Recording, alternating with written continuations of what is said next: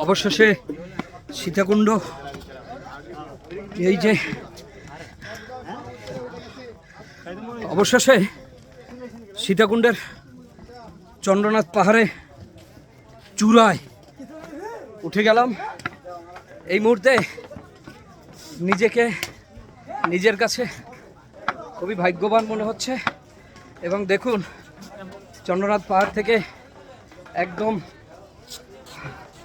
এই যে সীতাকুণ্ড শহরের ভিউ, এরপর একটু দূরে দেখা যাচ্ছে সেই বঙ্গোপসাগর। যদি আপনাদের সম্পূর্ণ এই চূড়াটা ঘুরে দেখাতে চাই, দেখুন কি সুন্দর ভিউ।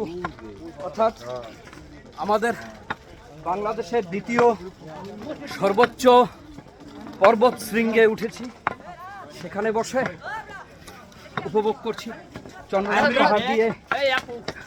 একদিকে চট্টগ্রাম শহর, অন্যদিকে সীতাকুণ্ড শহর, অন্যদিকে বঙ্গোপসাগর, সব মিলিয়ে এ যেন এক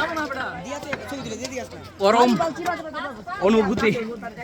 এখানে না আসলে আপনারা এই অনুভূতিটা পাবেন না। কিন্তু